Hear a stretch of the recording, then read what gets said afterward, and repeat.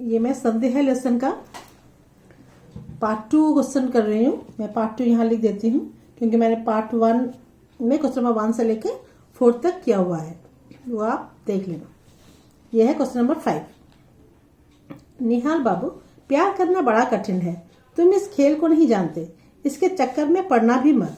ये लाइन है बुक का लेसन का पेज नंबर 47। यह बात निहाल बाबू से कौन कह रहा है?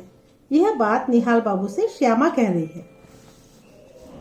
उसने राम निहाल बाबू को प्यार के बारे में क्या कहा? उसने निहाल बाबू को प्यार के बारे में यह बताया कि प्यार करना बड़ा कठिन है, उसे इस चक्कर में नहीं पड़ना चाहिए। श्यामा उसके हाथ से अपना चित्र लेकर बोली कि वह उससे प्यार करने का लड़कपन कर रहा है। वक्ता ने निहाल बाबू को क्या सलाह दी? श्यामा ने निहाल बाबू को यह सलाह दी कि प्यार वया के चक्कर में ना पड़े।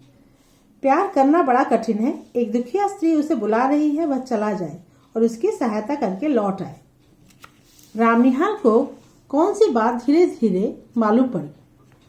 रामनिहाल को धीरे धीरे यह बात मालूम पड़ी कि ब्रजकिशोर बाबू यह चाहते हैं कि मोहनलाल अदालत से पागल मान लिए जाए और ब्रजकिशोर उनकी संपत्ति के प्रबंधक बना दिए जाए, क्योंकि वे ही मोहनलाल के निकट संबंधी थे।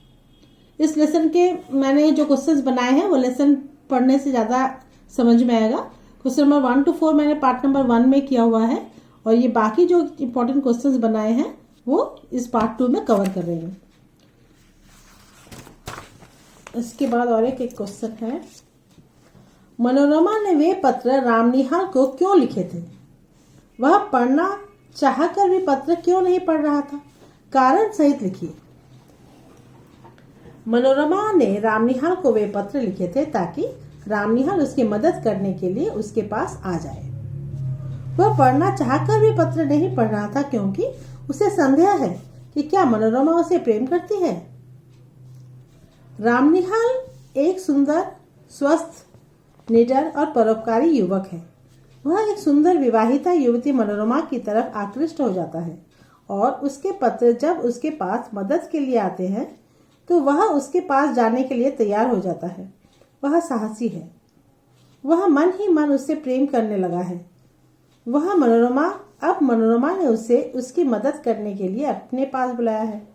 उसे संदेह है कि क्या मनोरमा उसे प्रेम करती है। वह पढ़ना चाहकर भी नहीं पढ़ रहा था क्योंकि वह हिचक रहा था और अपने को मना कर रहा था।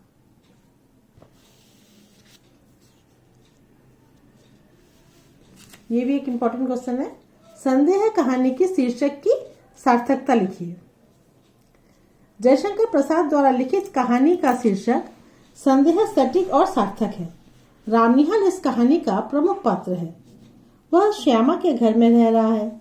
उसके पास मनोरमा के पत्र आए हैं कि वह उसकी मदद करने के लिए उसके पास आ जाए, लेकिन यहाँ रामनिहाल के हाथ में श्यामा का चित्र है जो एक विधवा है। इससे रामनिहाल को और श्यामा को भी यह संदेह होता है कि वह उससे प्रेम करता है। दूसरे, उसकी मुलाकात पहले मनोरमा से हो चुकी है और वह मन ही मन उसे प्रेम करने लगा है। अब मनोरमा ने उससे उसकी मदद करने के लिए अपने पास बुलाया है।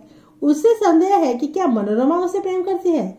इससे स्पष्ट होता है कि दोनों तरफ से ही उसे संदेह है, अतः शीर्षक सार्थक है। मेरे अनुसार इस लेसन के जितने क्वेश्चन हो सकते हैं मैंने कवर किया है। सारे पढ़ लेना तो हेल्प में आएगा। नेक्स्ट लेसन लूंगी।